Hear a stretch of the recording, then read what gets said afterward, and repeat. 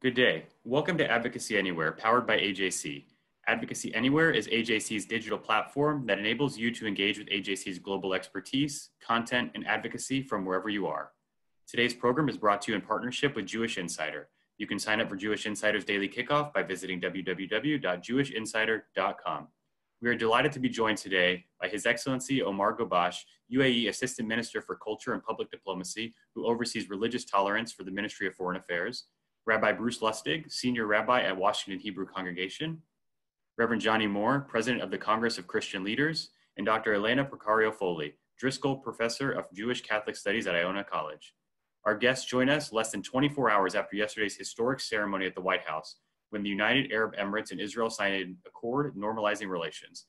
Today, we will hear the compelling story of UAE interreligious initiatives, particularly for the Abrahamic faiths, Judaism, Christianity, and Islam. Moderating this conversation is Rabbi Noam Marins, AJC Director of Interreligious and Intergroup Relations. After we hear from Noam and our esteemed guests, we will take your questions. You may email your question to questions@ajc.org, that's questions plural, or use the Q&A chat feature in Zoom. Noam, you and our esteemed guests have the floor. Thank you, Daniel. Assalamu alaikum. Welcome. Bruchim habayim to our wonderful guests and to our listening audiences. Yesterday was a very dramatic day, a day for history, a day where another two countries, under the encouragement of the United States, signed accords with the State of Israel, specifically the UAE and Bahrain, joining Egypt and Jordan from a generation ago, the first two countries, and now have doubled the number of countries within the Arab world who have agreements with the State of Israel. It was a day of celebration for the people of those countries, for their leaders, but also for AJC, for American Jewish Committee, because we have been invested in relationships in that part of the world for more than a quarter century, under the leadership of AJC's CEO, David Harris, and Director, Chief Policy Officer, Jason Isaacson, who has traveled to the region more times than one can count, on his own, together with delegations, in order to demystify the relationship between Jews and Muslims and enable us to reach a day where yesterday's celebration could be possible. And even as we celebrate that great geopolitical achievement, and AJC is celebrating that in part by opening up an office in the UAE, our first office in the Arab world.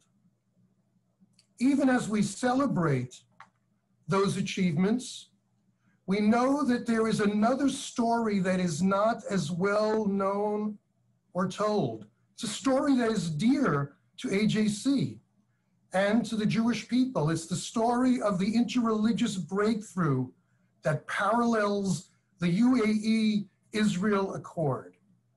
And for that purpose, we have a wonderful panel. And I'd like to begin by welcoming His Excellency Omar Ghobash, Ambassador. Before we speak about the interreligious breakthrough, I think we would be remiss if we didn't hear how an Emirati diplomat felt yesterday during that monumental event on the White House lawn. Thank you very much, Rabbi. It's really a great honor to be able to speak to you and your viewers today. And if I could just say Shana Tova to begin with, just to put that out there. I want to give you a little idea of my own personal background on the question of a relationship with Israel.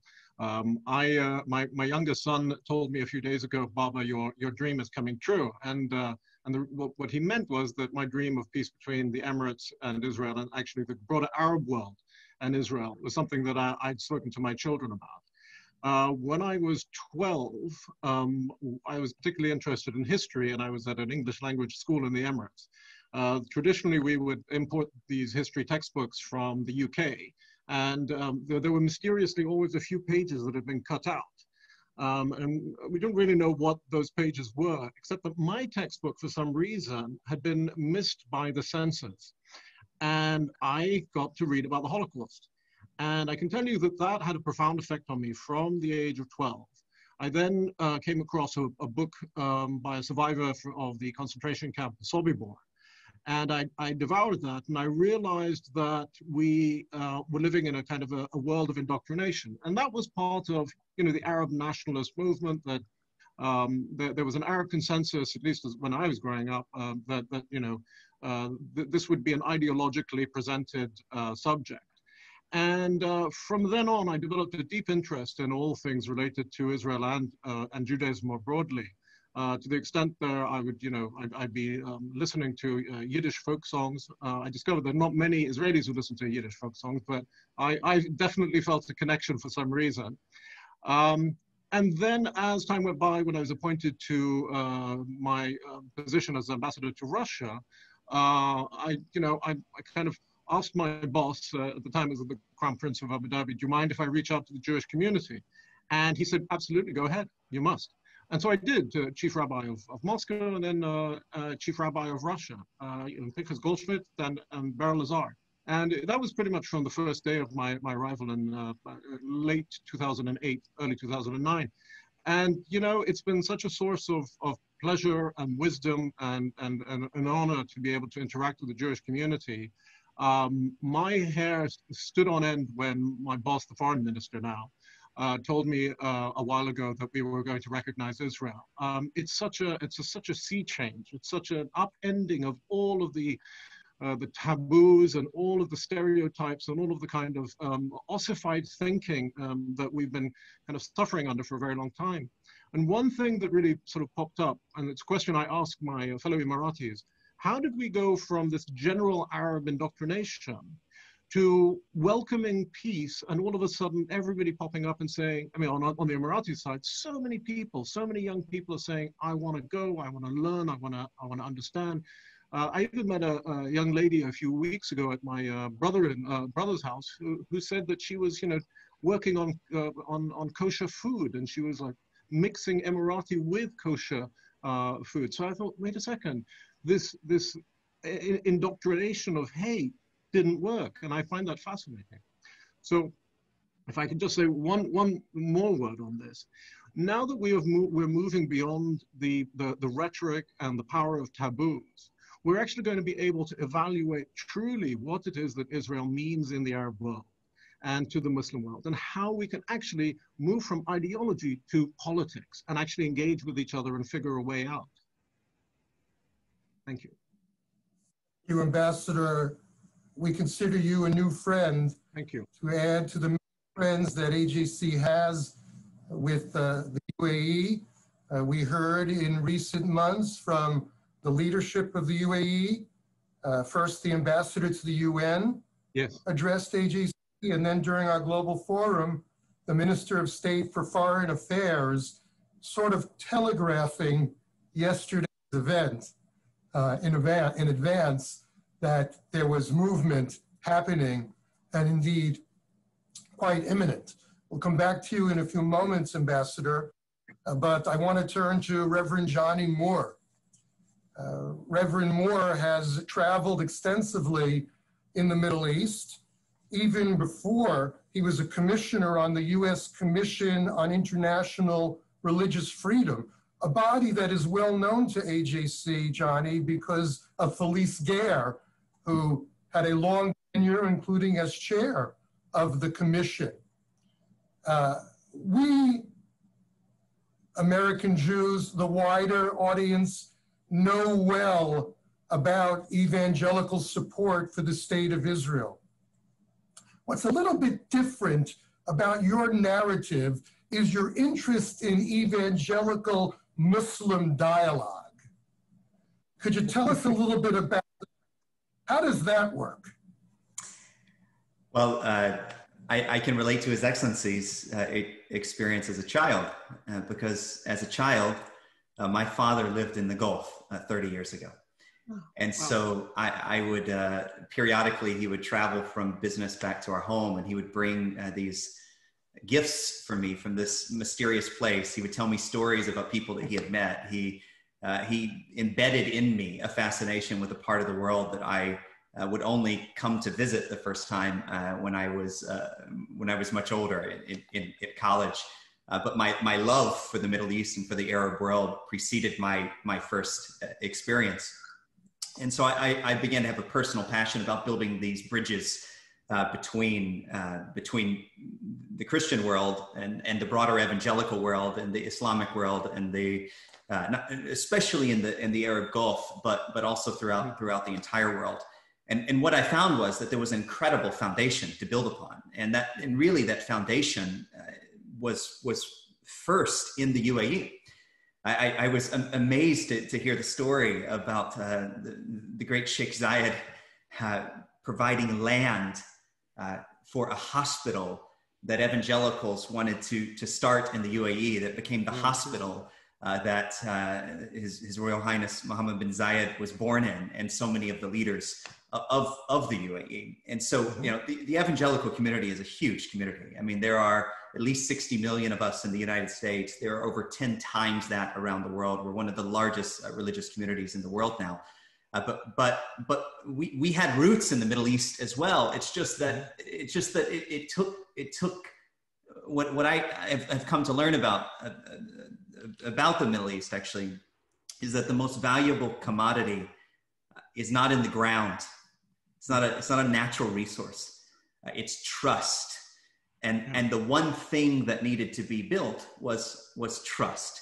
And so I started visiting, but then lots and lots of other evangelical leaders started visiting, and we found that as a community in the world that has a high view of God and that views religion as something that can be a blessing to the world, not a curse to the world, that we found our Abrahamic brothers in another part of the world. And then the last thing I would say is, in recent years, you know, we've seen the worst of religion try to tear apart peace. But what I've come to realize is that the solution for the worst of religion is the best of faith. And a few years ago, largely led by the UAE, religious leaders all around the world decided, you know, to stop reacting, but to start working proactively on promoting peaceful coexistence.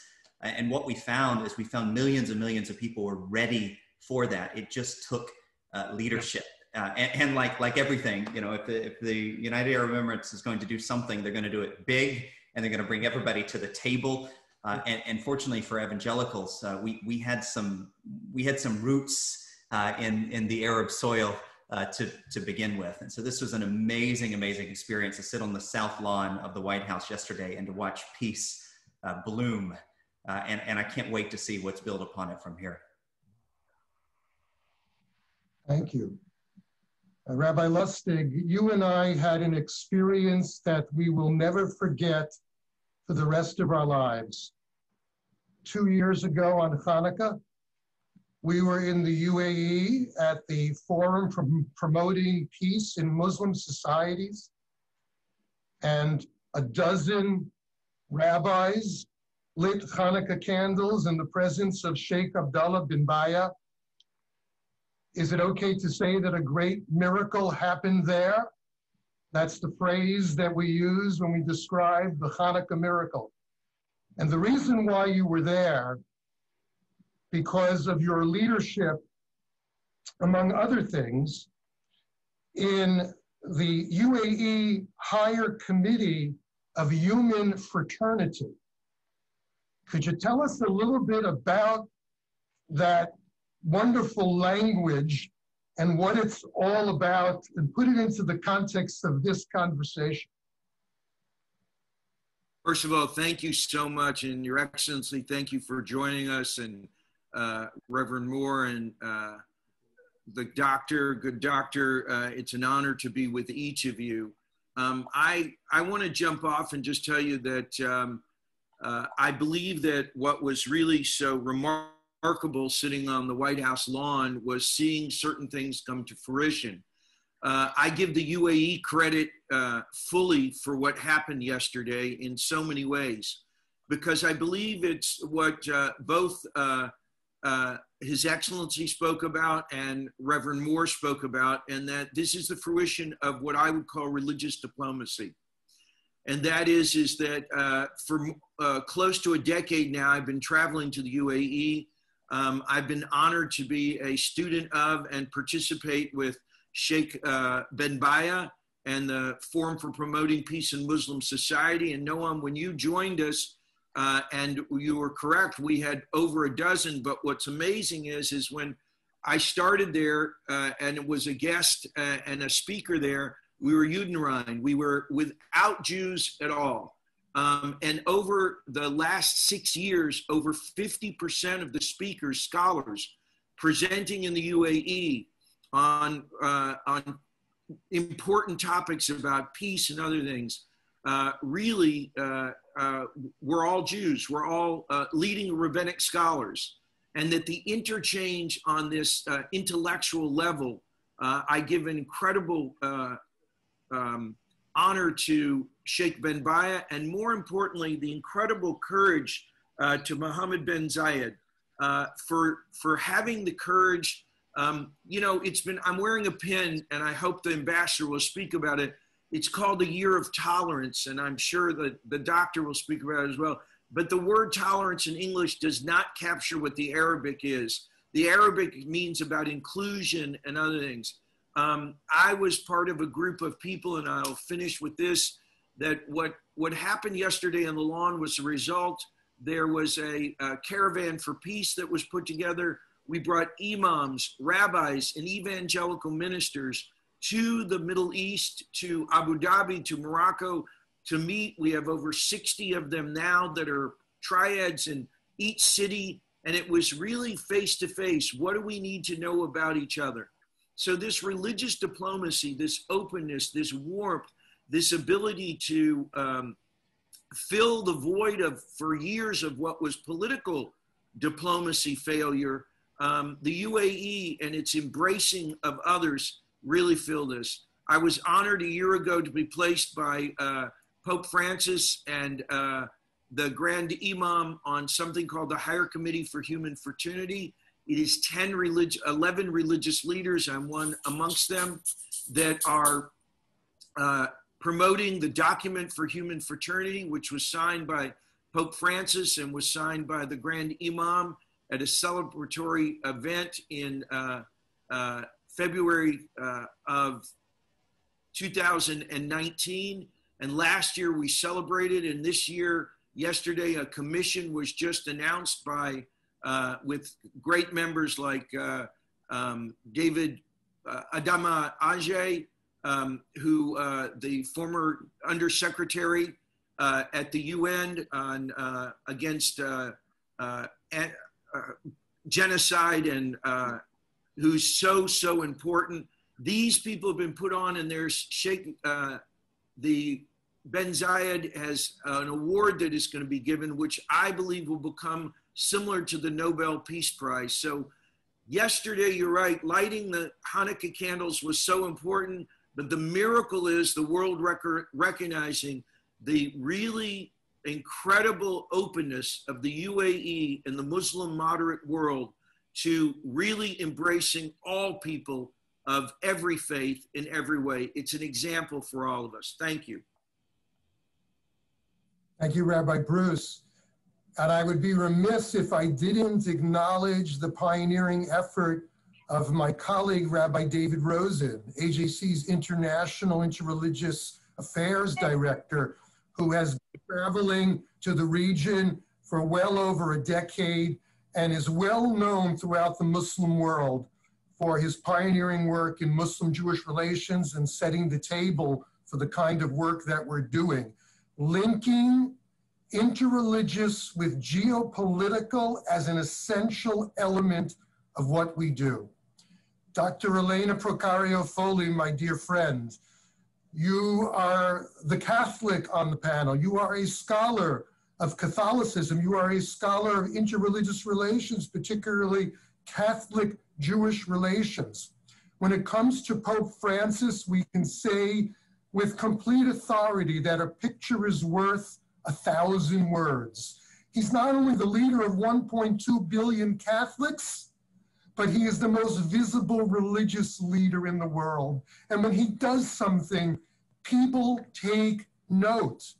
What does it mean that he chose to make a pilgrimage to the UAE, to the land of Islam, with the Grand Imam of Al-Azhar, to sign this document? Put it into a Catholic context for us, please. Thank you, Rabbi Marins, and to all of my fellow panelists as well. Indeed, Pope Francis is following in a tradition, a contemporary tradition of what you might call the traveling popes. But even further, back in history, in his address, in one of his addresses when he went to the UAE, he said, "With a heart grateful to the Lord in this 8th centenary of the meeting between Saint Francis of Assisi and Sultan al-Malik al-Kamal, I have welcomed the opportunity to come here as a believer thirsting for peace, as a brother seeking peace with the brethren," I would say, and the sisters as well. "We are here to desire peace, to promote peace, to be instruments of peace." So he himself put the journey to the UAE and the historic document that he would then later sign into a much larger context, taking it back to his namesake, his papal namesake, Saint Francis. So I think that's really important. I would remind our viewers that Pope Paul VI in 1964 began what I call this tradition of traveling popes. And he came through Jordan in 1964. And as a friend of mine said, another scholar, you know, proving that breaking boundaries and borders and has a long history. In 1986, Pope John Paul II gathered religious leaders from around the world in Assisi for a great meeting of interreligious dialogue. And in 1999, at his Rome assembly, Pope John Paul said, "As we study the history of other religious traditions as well as of our own, we confess that much has gone wrong in the past. We must recognize and acknowledge these wrongs, express our sorrow, and condemn what deserves condemnation. We must commit ourselves to do everything in our power so that such actions or omissions not be repeated. Such steps can foster a process of understanding and reconciliation." And so Pope Francis going to the UAE is continuing this tradition, breaking new ground, bringing in physically new places, new nations. It's part of what we call Catholic substance, our sacramental tradition. Be where you are, be on the ground. Viewers might remember images of Pope John Paul II kneeling every country he went to and kissing the ground when he got off the plane. Pope Benedict XVI, the first pope to enter the Dome of the Rock in 2009. So I think this is part of a very strong tradition of the Catholic Church participating in really important substantive bridge building, relationship building, dialogue, so that we can come to world peace and come to this vision of tolerance, as one of you just said, this rich word in Arabic. So much more than you be you and I be, you know, over here, but respect, appreciation, what the Lutheran scholar Christopher Stendhal called holy envy for the other's religion. Hans Kuhn, go ahead. So I want to give His Excellency an opportunity to put the context of the UAE Interreligious Initiative, to link it to your description of the visit of the Pope. Ambassador, if you were to do a pop quiz of literate people they would not immediately guess that the UAE is the center of interreligious dialogue. We need to educate people about this. Tell us why the UAE is involved in this and what does it mean? What's the philosophical underpinning and what are the practical tools? Right, well, that sounds like a PhD thesis, which I think is a little unfair on me first thing in the morning. Dr. Elena, can I say I love the idea of holy envy? I've scribbled that down and I'm going to look into it more. It's a very powerful idea. When the Pope visited, it really was quite a breakthrough moment, I think, for us in the Gulf. There's some very, very powerful voices within Islamic theology that says, or that say that, you know, the Arabian Peninsula should not be touched by non-Muslims. And so for us, my leadership to say we are going to be broader and more generous, we're gonna make a broader and more generous reading of the faith and welcome the leader of the Catholic Church was really a remarkable move. And it sent a big signal to people like me who have been hoping for something like this, to say that actually we can be confident in our religion as well as accepting of others. So it really was a remarkable moment. But it does, you know, because I've spoken to my leadership because I get personal time with them. It's very interesting to see how this idea of openness to the other started. And it really does start in the desert with the founder of the Emirates, Sheikh Zayed. And, you know, was it an intellectual position? Was it a theological position? Or was it more rather an expression of his fundamental humanity and generosity? And I think it really is that they're, you know, these were not literate people. They had not, you know, interacted with the wider world. And yet they recognized that people are people. People are humans. We deal with each other on the basis of that fundamental respect.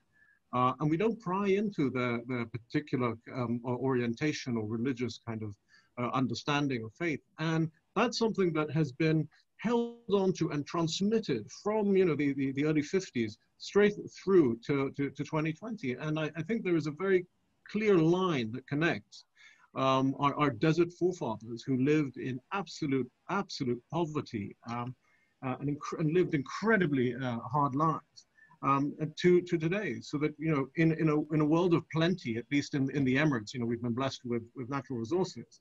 For us to continue that spirit of generosity is you know, kind of what makes us so proud. I hope that answers your question to an extent. Could you give an example programmatically and perhaps even talk about beyond the interreligious, may I say, the battle within Islam, the combating of extremism? This is linked to that. Am I correct, Your Excellency? Absolutely. I think, you know, going back to September 11th, that was already quite a shock to the system, quite a shock to traditional Muslims to witness such unbelievable and unacceptable violence in the name of Islam. The reaction to that was not necessarily, you know, sort of the best thought out, but there was an immediate reaction, which was that this is not what we are about, and therefore let's go out and try and change that image globally. But as time went by, I think we began to realize in the Gulf states, at least, and parts of North Africa, that the problem is deeper, that there are these very powerful currents that are funded in certain ways that you know, where you have astounding amounts of psychological manipulation, people with an agenda to push. And actually we needed to fight back against that rather than some misunderstanding globally. And, you know, as time went by, we began to see more and more public statements of openness, and to the point where we actually developed, we established a ministry for tolerance, and we have a minister of tolerance. And, you know, initially the reaction to these kinds of things is that, oh, this is a PR issue, this is a communications matter. Actually, it's not. It's creating structures that allow us to then push ideas and to fund ideas and to legitimize a whole new set of thoughts And it's important because in our part of the world, particularly within the traditional Islamic tradition, there's kind of a hesitancy, a reticence about new ideas. And what the Emirates has continually done has said that, look, we will be innovative and inventive and creative, not only in the commercial and economic sector, the technological sector, but also in the world of our supposedly fundamental beliefs. And that, again, allows us to welcome the Pope. It allows us to publicly and grandly state that we will have a mosque, a church, and a synagogue side by side and on one platform. This is saying to young men and women in the Emirates that we are proud of our tradition of openness, and we will institutionalize this so that there is no doubt that you have no fear of exploring these ideas and interacting with those who differ from you.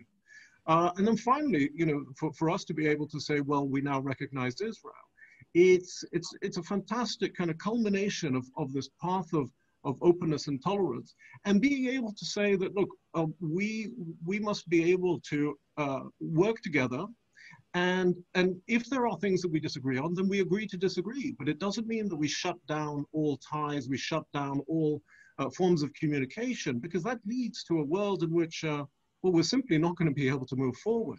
And I think it's also a recognition that the world has changed fundamentally for us, at least in the Gulf, from a desert community to you know, being a global hub or at the very least a regional hub in terms of logistics, transportation, finance. There's a tremendous amount of ideas coming in. And it's up to us to say, well, we live in a multicultural and globally connected world. I mean, we are fully connected. And we need to make space for our children, our own children, who don't necessarily tie into the desert or the seafaring background that we come from. And that explains why so many young men and women are able to immediately link up and connect and understand and communicate with young Israelis today. Reverend John, thank you, Your Excellency. Reverend Johnnie, you know that when I did my research about your connection to this region, I found a wonderful quote that you said extemporaneously during a virtual iftar sponsored by the UAE Embassy just a few months ago. You said, "More and more I think of Abu Dhabi as a sort of Switzerland of religions, where religious leaders gather." That is an amazing quote, but of course, even more amazing because you're an evangelical leader. So elaborate a bit. It fits in well with what His Excellency was referring to. Well, look, it's not just that the UAE has become a gathering place.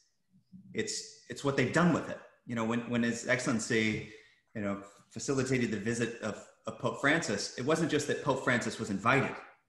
It's that the Mass was in the stadium. It's that the whole country was shut down. It's that the Mass was translated in Arabic. You know, the first thing I did, you know, and I was also there, not as a Catholic, as an evangelical. And the first thing I did the morning of Pope Francis's visit is I went and I looked at the Arabic papers, not just in UAE, but all across the region. You know, and that takes leadership. You know, and I spontaneously said that because that's exactly what I feel about the UAE.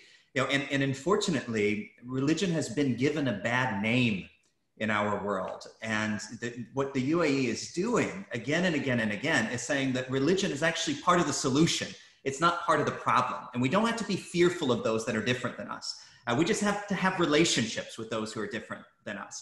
And we're not asking you to set aside what you believe or who you are or your vision or your view for the world of the future. We're just asking for you to come together in good faith and to say, like, this is our world. You know, it's the future of our children. Like, what can we do? What can we do together to make it a better place for everyone? You know, and as I'm not just an evangelical leader. You know, I'm a millennial evangelical leader. Okay, I'm part of this young generation that wants to see an entirely different world. You know, and I'm a profoundly religious person. I just believe that, as the rabbi said a few minutes ago, this is a triumph of religious diplomacy. You know, in my experience traveling around the Islamic world, and not just the Arab world, but the broader Islamic world as well, when I sit down with a leader as an evangelical, there's a lot to talk about before we get to any politics or anything controversial. We can talk about our view of God. We can talk about our love for our family. We can talk about our passion for hospitality. You know, and as evangelicals, you know, we probably the most iconic figure in our entire history was Billy Graham. You know, and Billy Graham very famously crossed the boundaries all around the world as a representative of the great peacemaker. You know, as I sat, I'll stop with this, but as I sat on the South Lawn yesterday, I was remembering that powerful half a sentence in the Gospels, which says, "Blessed are the peacemakers." And the fact of the matter is that the UAE is a peacemaking nation, not just in the context of this tectonic shift in our world, but all of the other diplomacy happening, wars that have stopped, people that have been introduced to one another, other things happening in front and behind the scenes. The world is a better place because of the leadership of this country. It's just that the UAE was willing to do what no one else was willing to do. They were willing to look at religion as part of that equation. But in 2019, in an incredibly prosperous year around the world, I have to say, even as a devoutly religious person, if I was a political leader, I might have chosen to make that the year of exponential growth, the year of greater prosperity. But the UAE chose the year of tolerance, and those words spoke volumes to the entire world. Thank you. We have time for Rabbi Lustig and Dr. Procario-Foley to enlighten us from a Jewish and Catholic perspective regarding the themes that are in the document on human fraternity for world peace and living together that was signed by the Pope and by the Grand Imam, because it is a remarkable document that more people need to read. Rabbi Lustig. So very briefly, I just want to, I can't emphasize as much. And forgive me, I think the word in Arabic is tasama. Tasama. And as a noun form or whatever, but we have to understand the English word tolerance is such a poor translation of it. It's so inadequate because it means indulgence, it means openness, it means welcoming. And so this is, to think about that a government established a minister over this and spent an entire year having a year of exploring what this meant. That is a remarkable example. And out of that grew this visit by the Grand Imam and the Pope, which was historic in so many months, addressed to them by another great move, and that is placing Sheikh Ben Baya as now the head of the Fatwa Committee, looking over all the things. And this is an 88 or 89-year-old leader who is has at his heart the understanding, not political gain, but a wealth of wisdom and knowledge in which he wants to bring peace to the world. So the document of human fraternity stands on the foundation of the Marrakesh document, which David Rosen was at, and others, the Marrakesh document, the Alliance of Virtue, which was signed in Washington, D.C., and also facilitated by Sheikh Ben Baya. These are wonderful documents, and these are documents that call on all of humanity to recognize that we're all created in the image of God. And what is our responsibility? Now, what is so important is the independence. In order to fulfill that document, the Higher Committee for Human Fraternity was established. That is, the government is the patron of it, and the Pope is involved and the Grand Imam, but that group of 11 religious leaders, we are absolutely independent. And that is an incredible statement. And what we do is to try to further those concepts of human fraternity, dealing with poverty, dealing with the the issues of women in the world and what's going on, dealing with human trafficking, dealing that the fact that the least amongst us needs to be taken. In Hebrew, we say, Kol Arvim Zebazeh, that we're all responsible one for another. That is at the core of this document, saying that we're part of one human family. And what does that demand of us morally? Yesterday on the White House, I think that you talked about the one line in Christianity. I will tell you that in Psalm 34, and David, Noam will correct me, I think it's verse 15, is that it tells us to be rodef, that we should be pursuers of peace, that we should be pursuers, we should seek peace and make peace. And that's an incredible, and I'm sure Johnny will correct me, I think it's Psalm 34:15, but I'll let him do. But that is what that human fraternity document does. It asks the whole humanity to look at one another as creations of one God and what is our responsibility to each other. From a Jewish point of view, there's nothing that could be greater than that. We will read on Rosh Hashanah the creation story, and we will understand that that is the most important moral question that is asked of us when it's asked, Ayecha, where are you? And we must do that. So thank you. It seems to me, thank you, Bruce. It seems to me, Elena, that the document that Catholics and Jews know best, Nostra Aetate, which transformed our relationship, or the Catholic understanding of Jews and Judaism, that this document is an heir to that document. But we also see that Nostra Aetate, that transformed the Catholic understanding of others, of non-Christian religions, just began to skim the surface of pluralism.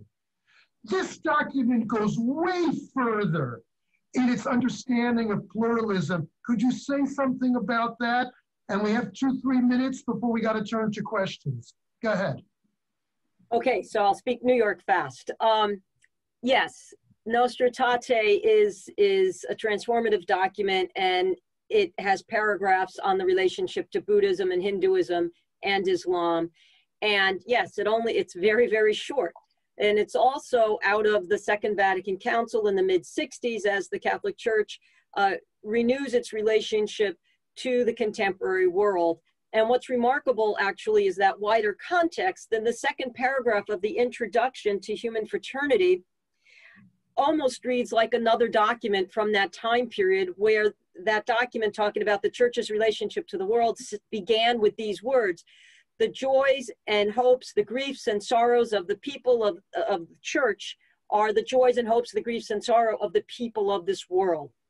And now we have this document signed, by the Pope and by the Imam, saying this. It's virtually the same thing. We share the joys and the sorrows and the problems of our contemporary world.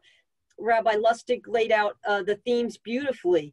The agreement that we are made in the image of God, this foundational religious tenet that we need to spend our lives meditating on. What does that mean? So this document opens up Nostra Aetate in terms of religious pluralism, in terms of human cooperation, social justice, advocacy together, because it's all of the document and this greater notion of tolerance in the Arabic understanding of it, and that etymology. It's all about solidarity, what Pope Francis calls human ecology. And also, I would note in the line of St. Francis that the human fraternity document also refers to the earth, the globe, our common home, as Pope Francis has called it. So this document links our care for the earth and the earth crisis with all of the political issues, the poverty issues, the military violence issues in the world that we have to confront. And it's an exciting document. And you're right, Rabbi Marins, everyone needs to study this document. And we have to make it part of our education.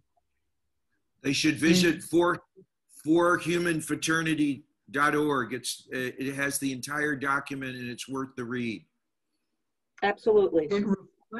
It reflects Pope Francis's singular agenda of integration, the inseparableness of the human condition from political currents and environment and finance, how it's all linked together. Before I ask Daniel to share the questions that he's beginning to receive, I want to give a shout out to the Jewish community of UAE. Every single Friday, AJC leaders join now virtually with the Shabbat services in the UAE. It's one of these remarkable gifts of this period.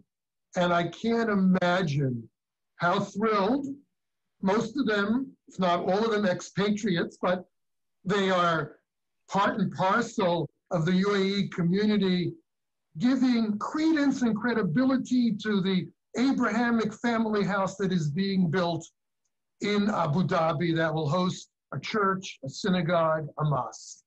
Daniel, it's all yours. Thank you, Noam. And since you just mentioned that, we did have a question from Aviva Hartman in Washington, D.C. for you, Rabbi Lustig. If you can discuss a little bit more about the Jewish community in the UAE, particularly in Dubai, and what can you tell us about that community? So yesterday there were representatives from both the Dubai community and also the council. There's a Jewish council of the Emirates, what has been set up, and Ross Keel has been very involved. Rabbi Yehuda Sarna, there's now a chief rabbi that has been set up, and Chabad has been there as well. There's great effort, and what I'm so impressed with is that this is a community that I was delighted when Noam and I were at the forum. They organized, and we had kosher meals there. There was kosher meals being served through the auspices of the UAE, and that at the signing of the document of human fraternity.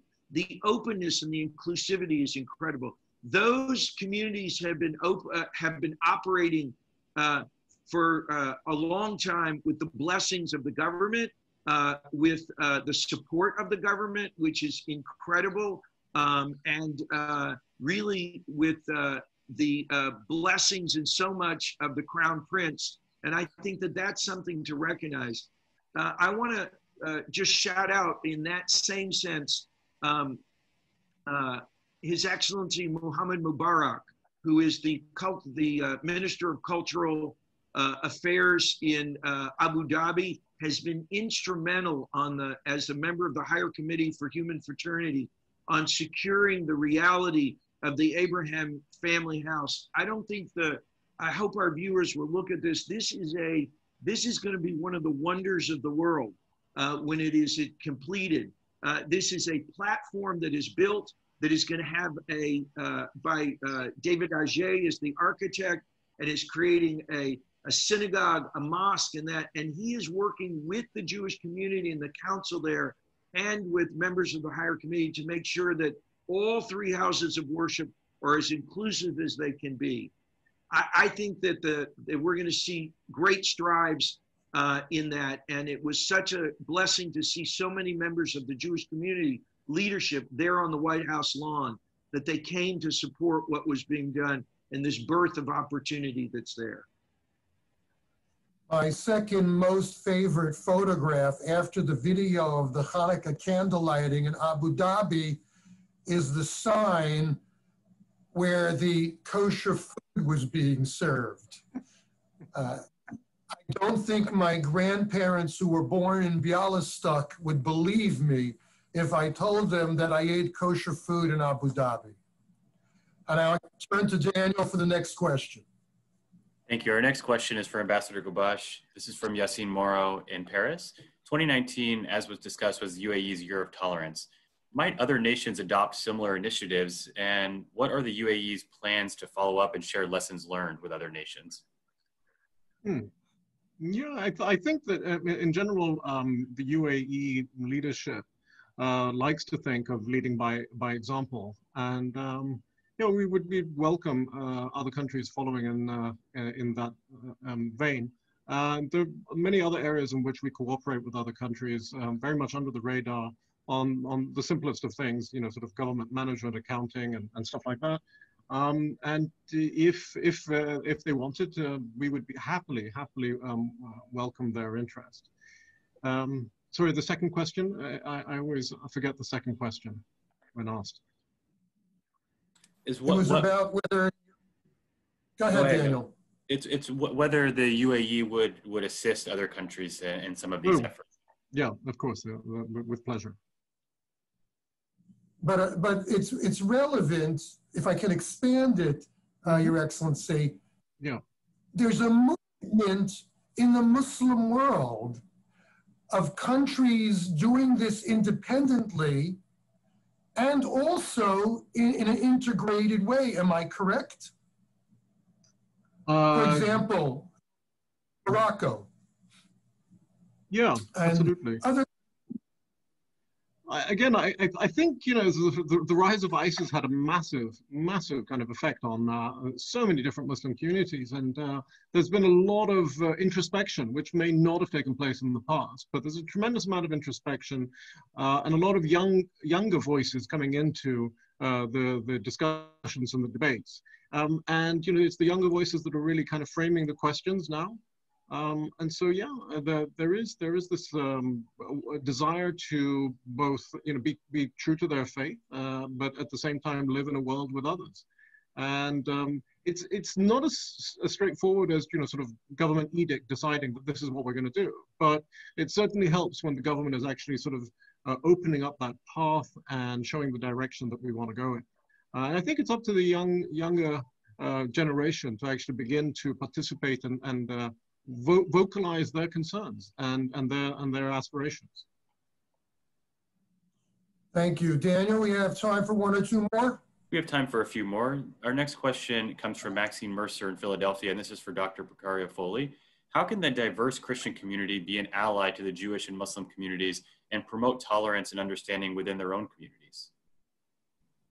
Well, that's a great question. Thank you so much. I think we have a near 70-year history of doing that sort of work. Rabbi Noam Marins mentioned the Catholic document Nostra Aetate from 1965, but there was a document from 1947, which was an ecumenical document of various Protestant leaders and the very brave Holocaust survivor and Jewish scholar Jules Isaac. And that document in 1947 was called the 10 Points of Salisbury. And both of these documents and volumes of other documents since have laid out these principles of dialogue. And it's been a long, slow process of coming to trust that, as Reverend Moore had said, you have to build these relationships. You need to get that resource of trust with each other. And so Jews and Christians have been having these dialogues, and the dialogues happen differently because of the different theologies of the different Christian denominations and the different forms of Judaism. That's getting a bit into the weeds, but it's all about starting with a relationship. Have a congregation and a synagogue meet and do a service project together, run a soup kitchen together, build those relationships, start talking, get to know each other as a human, right? And that we are made in the image of God. And then the next steps are to build the historical background. What was wrong, as I quoted Pope John Paul earlier, we have to look, and Pope Francis has said this too, we have to be honest about what we've done wrong. And the Christian churches have tried to do that. I know the Catholic Church certainly has in a variety of official papal documents. And get that history out there, admit it, and then move towards what brings us together. What in our texts, what in our religious traditions bring us together? There's so much more that we share than that divides us. And you can do that through text study of sacred texts. You can do that through comparing rituals and life cycle rituals, and you have these dialogues. So I don't want to take up more time from people. hopefully that begins to address the question. And I do want to say that we've been doing this as Jews and Christians since the end of the Holocaust or the Shoah. Daniel, do we have time for one more quick one? We do have time for one more quick one, and this comes from Stephen Beasley in St. Louis, and we can perhaps begin with you, Reverend Moore, and perhaps conclude with Ambassador Ghobash. What role do you think religion can play in diplomacy and in solving conflicts? I believe that there would have been a lot more peace and a lot fewer conflicts if religion would have been at the table to begin with in many circumstances. In many failed states and failing situations, religious leaders are the only leaders left with any moral authority. Religious leaders can bridge gaps that are otherwise unbridgeable. And in the case of this amazing peace between the UAE and between Israel and Bahrain and Israel and all the other conversations going on, you know, the evangelical community has often been a very helpful intermediary as friends of Israel and friends of the Arab and Islamic world increasingly. That's just one example, but it's not the only example. There are many, many circumstances around the world where political leaders are unwilling to engage religious leaders when perhaps the very most powerful tool that they have is to pick up the phone and call local community leaders who understand what's going on and can make a difference when all the power and all the military might in the world can't cause two people to decide to extend a hand to one another and try peace one more time. So it is the least utilized and most effective tool in diplomacy, in my opinion. Your Excellency, you're going to have the final word before we bring it to a close on that question for a moment, please. Well, religion has a massive role to play in diplomacy, and I think one of the things that we've been fighting against from the Emirates is the narratives that dehumanize the other, and it is through our really taking back control of our narratives that we are able to now humanize the other and be able to engage. And I think, you know, the Emirates has taken a very active role, as everybody has recognized, in the field of religious dialogue, to really make sure that, you know, our children will grow up with the children of others in a way that is accepting and respectful and recognizes the dignity of every human being. I want to thank the panelists.